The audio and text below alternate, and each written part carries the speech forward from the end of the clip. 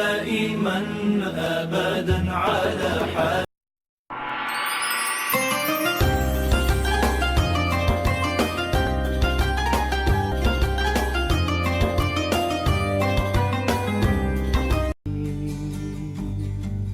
نظرة إلي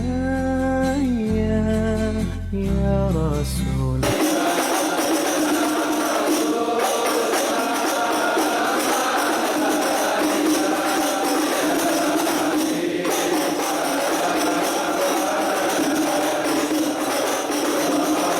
Bilkhusus guru kita bersama Ad-Da'i ilallah Sayyid Al-Habib Abdul Rahman bin Ahmad bin Ahmad bin Abdul Rahman Segar LCMA. Kita doakan mudah-mudahan Allah panjangkan umurnya, Allah sehatkan badannya, dan Allah mudahkan semua urusannya, dan yang terpenting Allah berikan keistiqomahan kepada beliau di dalam mengajarkan ilmunya kepada kita semua. Wasaddid lisani wahdi qalbi bihaqqi sayyidina Muhammadin sallallahu alaihi wasallam. Amma ba'd, hadratil kiram al-mukarram wal muhtaramun yang kami hormati, bersama-sama kita muliakan guru kita bersama Abuya Al-Habib Abdul Rahman bin Ahmad As-Segar. Semoga beliau guru kita selalu dilimpahkan kesehatan oleh Allah Subhanahu wa taala, diberikan kemudahan beliau di jalan menjalankan dakwah untuk kekasih Allah Nabi kita Muhammad sallallahu alaihi wasallam. Yang kita hormati dan kita muliakan guru kita Habib Abdul Rahman bin Ahmad As-Segar LCMA, Al-Habib Aqil bin Ahmad As-Segar, Al-Habib Ali bin Ahmad As-Segar. Hadir bersama kita para umarok, Pak Camat, Pak Lurah, dan Tramil, serta kepala KUA dan yang lain-lainnya. Amin. Baik, Bapak, Saudara hadirin jamaah yang kami hormati, berikut laporan keuangan Majelis Talim Safari Subuh Kecamatan Cipayung, Jakarta Timur, minggu keempat bulan Oktober. Ini minggu keempat memang terjadwalkan setiap minggu keempat Majelis Talim Safari Subuh dihadiri ulama dan umarok, ya, sesuai dengan komitmen umarok kita dipimpin oleh Pak Camat. Alhamdulillah, ya, di setiap minggu keempat rutin beliau hadir ikut di Majelis Talim Safari Subuh. Masjid Jami'ah Syam Lubang Buaya, tanggal 25 Oktober 2025. Uang pemasukan saldo kas per tanggal 18 Oktober 2025 di Masjid Jami'ah Nur sebesar 10.587.625 rupiah. Kemudian saldo 10.687.625 rupiah. Sumbangan kedua, sumbangan rutin mingguan dari Bapak Haji Sofyan Abdul Rahman per tanggal 18 Oktober 2025 sebesar 3.700.000 rupiah. 3 sumbangan mingguan dari Bapak Haji Jaya Lalana Esa sebesar 500.000 rupiah. Keempat, hasil kotak tromol di Masjid Jami'ah Nur sebesar 600.000 rupiah. Jumlah pemasukan minggu ini 4.800.000 rupiah. Saldo pemasukan minggu ini 15.487.625 rupiah. Uraian pengeluaran, biaya operasional petugas majelis di Masjid Jami'ah Nur sebesar 2.700.000 rupiah.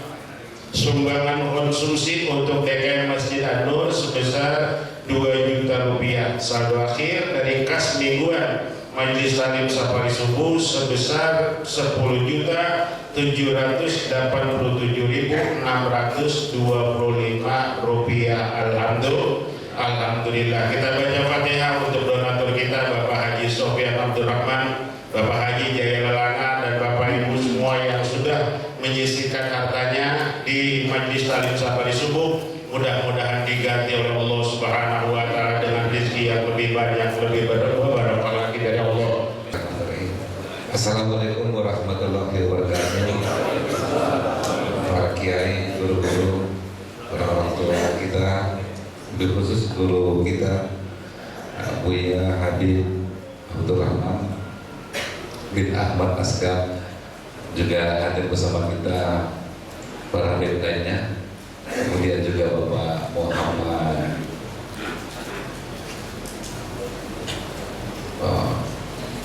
Yusuf Samin ya, tokoh masyarakat kita di Tulungboy, orang tua saya, lupa saya.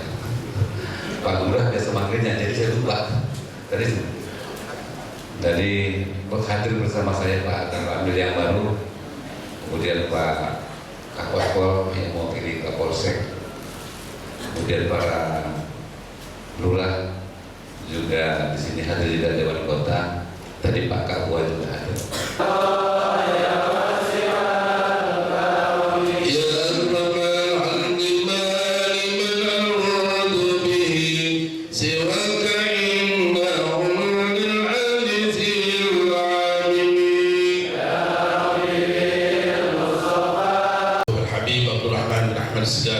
Kami silakan sallu ala Muhammad.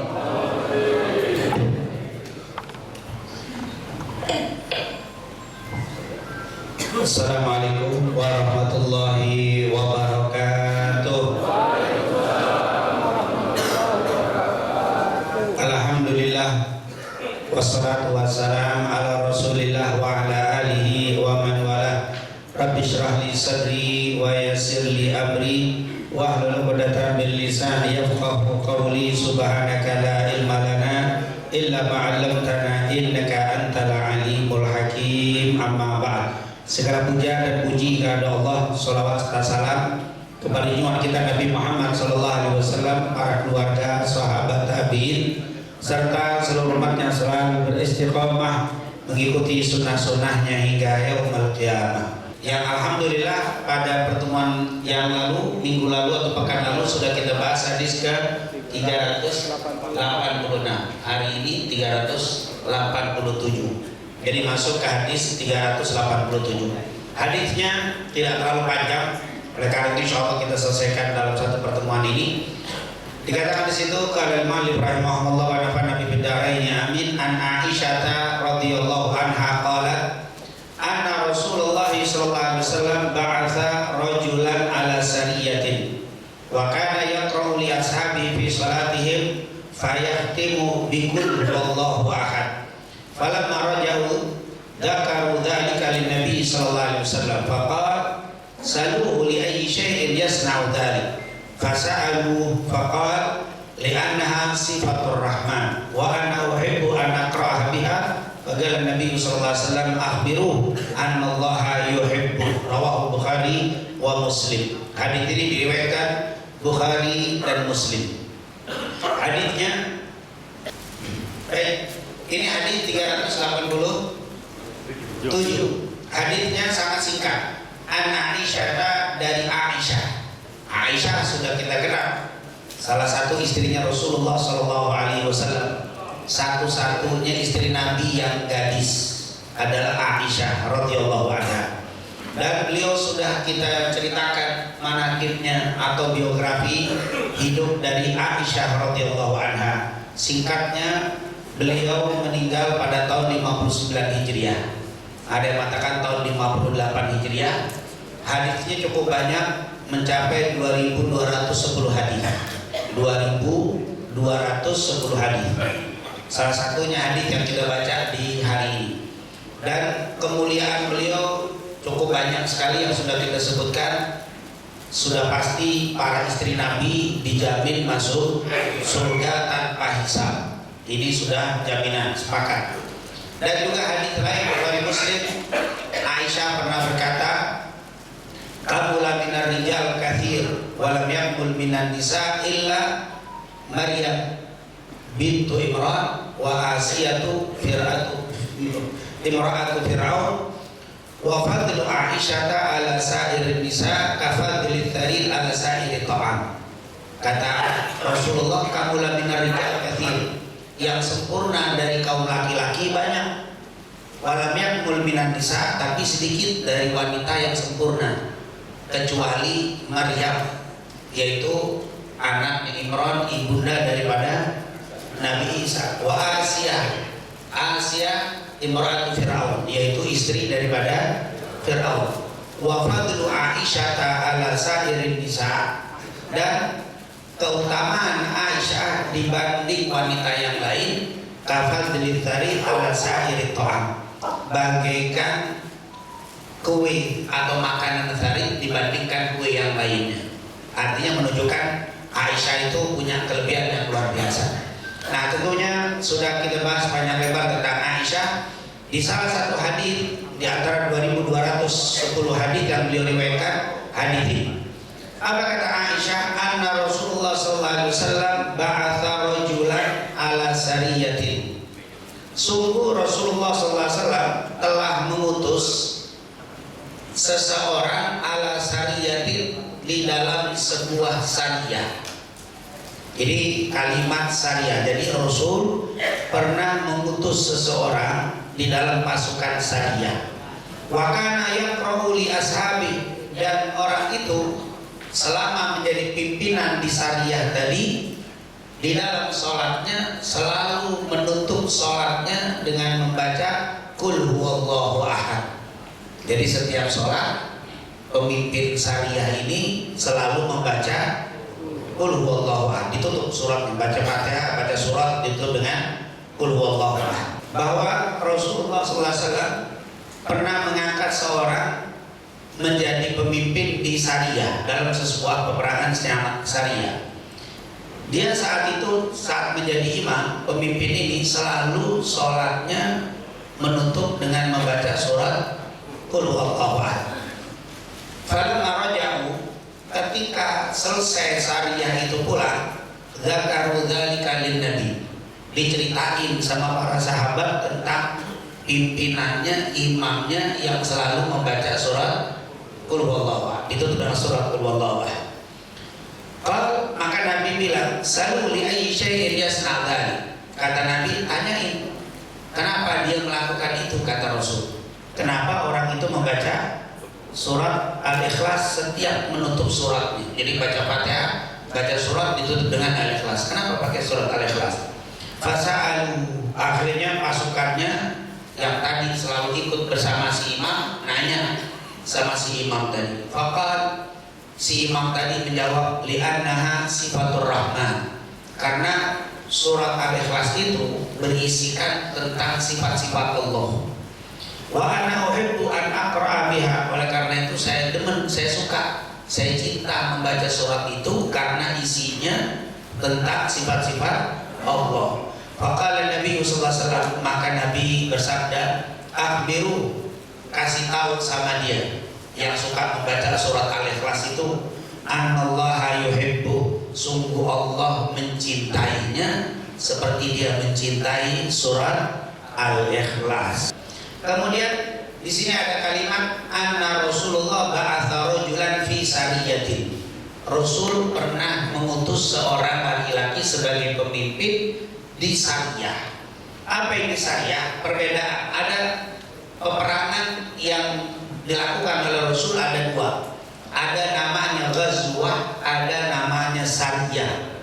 Ghazwah, sariyah. Coba kita lihat secara singkat perbedaan ghazwah dan sariyah. Apa beda? Ghazwah itu dan sariyah sama-sama peperangan Rasul, tetapi kata para ulama, al-farqu baina saraya wal ghazawat, perbedaan antara saroya itu bentuk jamak daripada sariyah. Kalau sariyahnya satu, kalau saroya banyak. Wal ghazwah itu perang, bentuknya satu, tapi kalau banyak ghazawat. Apa? Ghazawat, peperangan.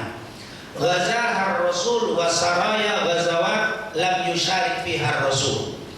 Kalau ghazwah itu yang mimpin langsung Nabi Muhammad, turun Nabi di lapangan.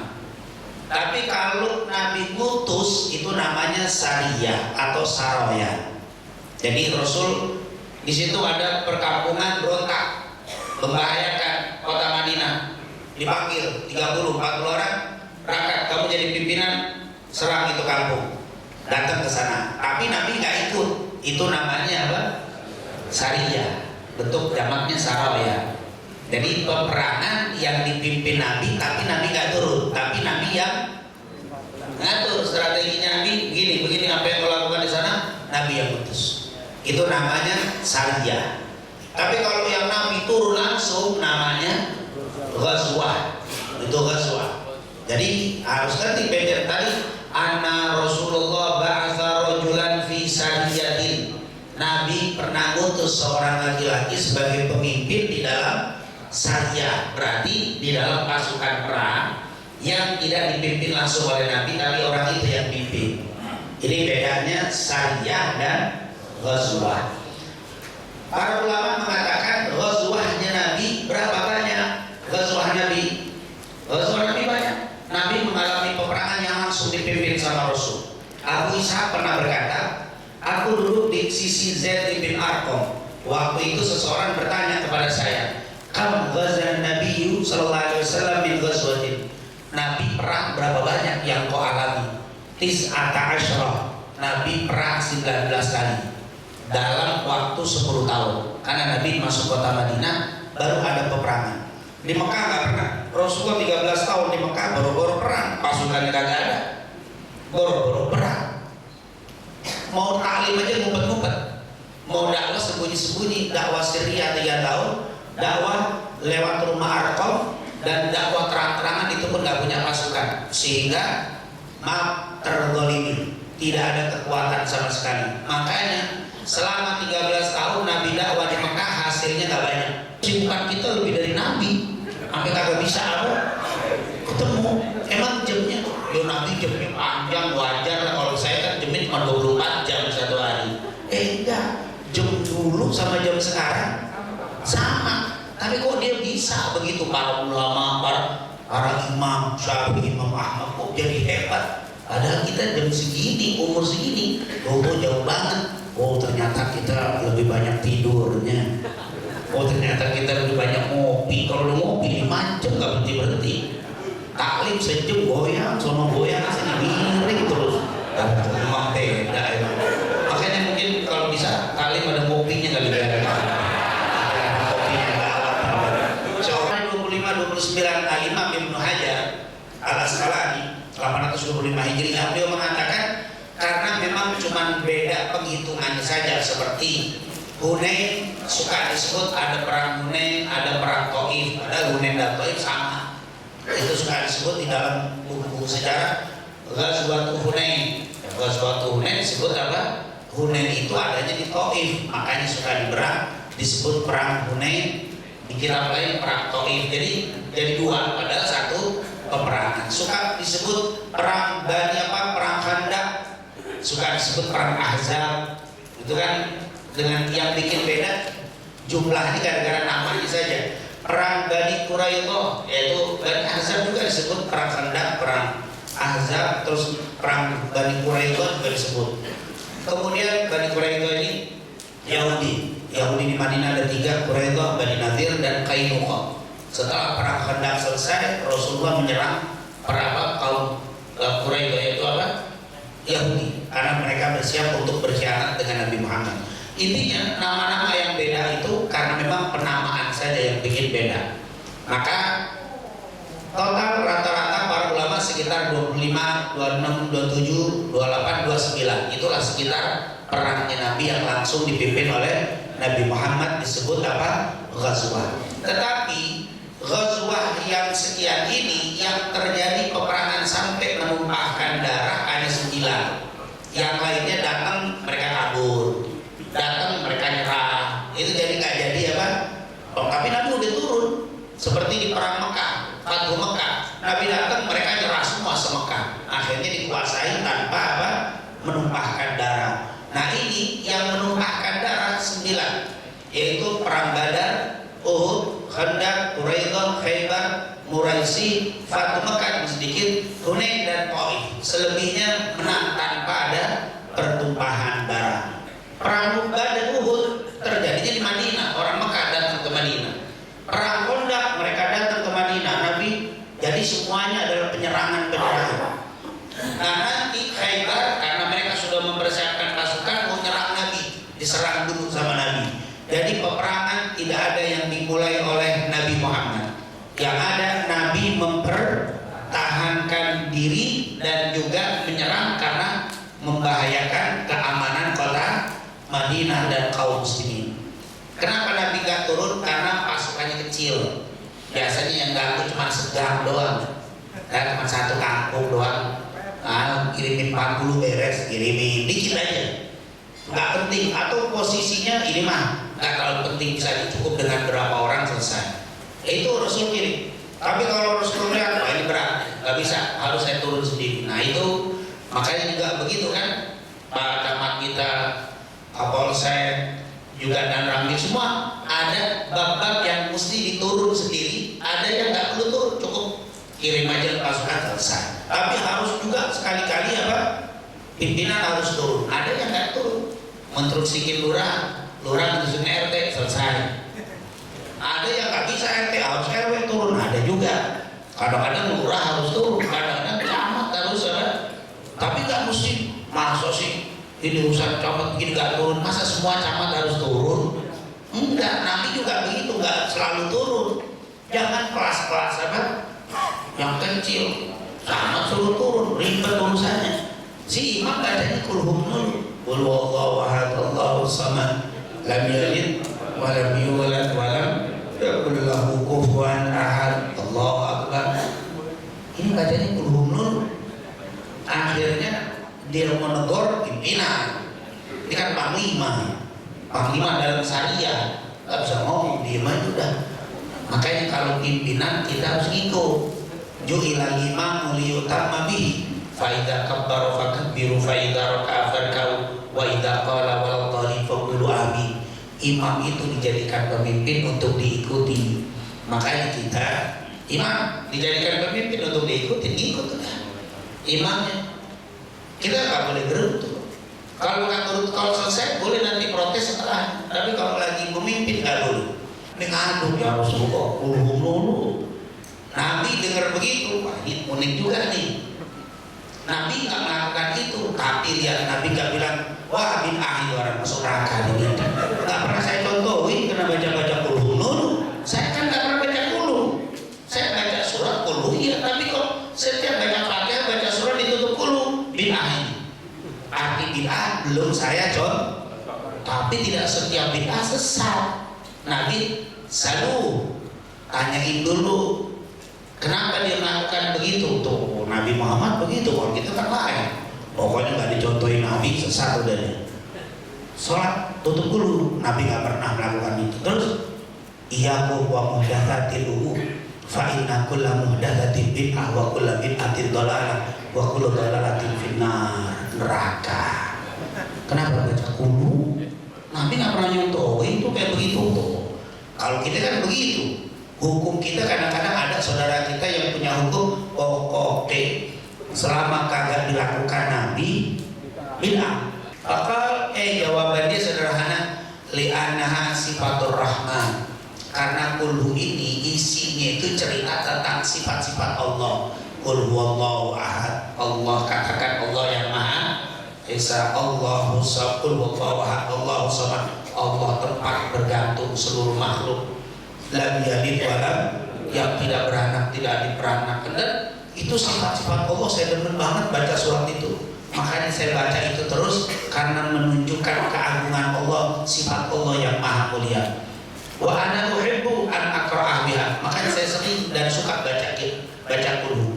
Setelah itu ngadu ke Nabi, ya Rasul, alasan dia karena surat kulhu al-ikhlas itu sifat-sifat Allah dan dia demen baca surat itu karena mengandung sifat-sifat Allah. Apa jawab Nabi? Jangan dibayangin bid'ah. Saya nggak pernah contohin, enggak. Nabi bilang akhbiru, kasih tahu sama dia. Kenapa? Allah sudah cinta sama dia karena dia cinta dengan surat Al-Ikhlas, surat Qul huwallahu ahad. Karena dia cinta dengan itu, maka Allah cinta kepadanya. Subhanallah. Itu hikmah dari hadis yang pertama, pentingnya sholat jamaah. Ya, karena Nabi lihat ini orang dalam peperangan tetap melakukan sholat jamaah, dan bagaimana penjagaan para sahabat untuk sholat jamaah. Kemudian yang kedua, kemuliaan surat Al-Ikhlas. Nah jelas ini kemuliaan surat Al-Ikhlas, maka suka disebut ini surat tauhid. Makanya Bapak ada 2 surat tauhid itu. Qul ya ayyuhal kafirun dan Qul huwallahu ahad. Makanya di mana-mana salat Isra Fatihah surat Al-Kafirun, rakaat kedua Fatihah surat Al-Ikhlas. Semuanya. Qobliyah subuh. Kalau Bapak Ibu tawaf, habis tawaf sholat 2 rakaat. Kalau Bapak musafir pulang, kuliah kulhu dah. Makanya harus melontok, jangan sampai kuliah ayyuhal kafirun berakhir dengan wa amma bi ni'mati rabbika fa'addith. Kalau ketemu kuliah la a'budu ma ta'budun, muter-muter. Wa amma bi ni'mati rabbika. Nah, itu harus melontok tuh kuliah ayyuhal kafirun itu. Maka pentingnya melakukan tabayun dalam menanggapi suatu kejadian, terutama di media sosial. Ini banyak kekacauan gara-gara ini nih. Main dapat Cipayung kejadian begini, bakal langsung aja begini. Tunggu dulu, ada apa nih? Harus kita jaga. Suruh pegang ini, hati-hati tabayun. Ini sekarang ini banyak berantakan, banyak kejadian yang ngaco gara-gara apa? Media sosial yang ditelan apa? Mentah-mentah. Apalagi antum di grup nih, jangan suka nge-share yang nggak jelas deh. Nih saya nggak tanggung jawab, saya cuma ngopi dari tetangga. Mau ngapain ngopi tanggung? Kopi dari tetangga, kopi paste saya nggak bertanggung, tetap tanggung jawab. Bapak dalam men-share, ngerti nggak ngerti harus tanggung jawab. Makanya maaf, setiap berita dia sumbernya dari mana nih? Sumbernya nggak jelas. Udah dilihat lepas. Wah, sumbernya jelas. Cek dulu, bener nggak? Ternyata bener. Tanya dulu, kira-kira manfaat apa nggak ya kalau grup saya share nih? Itu harus punya apa? Punya guide apa namanya? Guide punya apa? Ya harus punya kita. Pantes nggak sih kalau saya sebar nih nimbulin manfaat apa mudarat sih? Membahayakan apa enggak sih? Itu harus. Jadi jangan kita apa? Demen banget nge-share sampai yang kita bingung sendiri. Ini benar apa enggak nih kalimatnya? Sampai disuruh libur hari ini, libur aja. Jangan dulu, tanya dulu ya ketua, tanya dulu bener nggak nih libur. Jadi jangan langsung menerima, tabayun dulu. Hakim yang bijaksana selalu sebelum memutuskan suatu perkara akan mendengar alasan dari kedua belah pihak pengaduannya, alasan yang dilakukan. Ini jelas. Yang terakhir, kecintaan Allah. Akhbiru anallaha yuhibbu.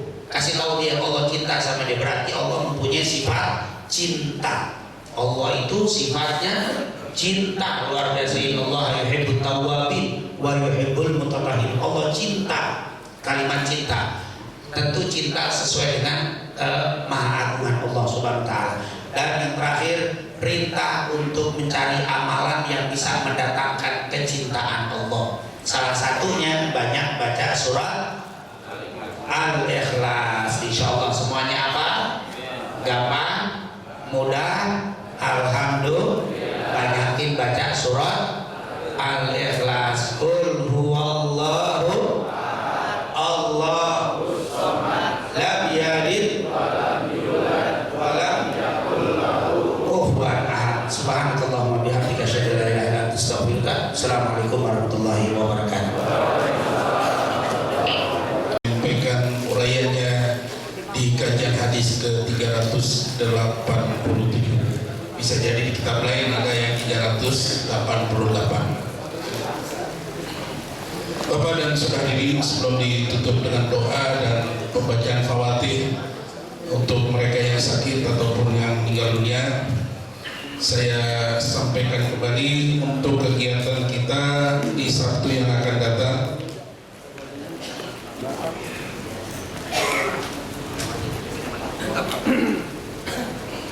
Jadi di Masjid Nurul Iman RT 14 RW 3 Kelurahan Bambu Apus.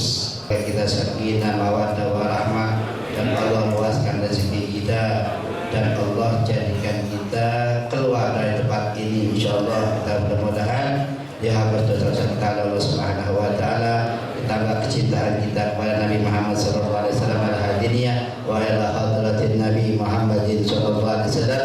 Al-Fatihah. عهدنا وعهدنا وبلاش أعطيتنا اللهم اجعلنا وعيه في كنافك وعمانك وعيالك وجوارك من كل شيطان مريد وجبار عنيد وذي عين وذي بغي ومن شر كل شر إنك على كل شيء قدير. اللهم جبلنا بالعافية والسلامة، اللهم جبلنا بالعافية والسلامة، اللهم جبلنا بالعافية والسلامة وحققنا بالتقوى والاستقامة. صلى الله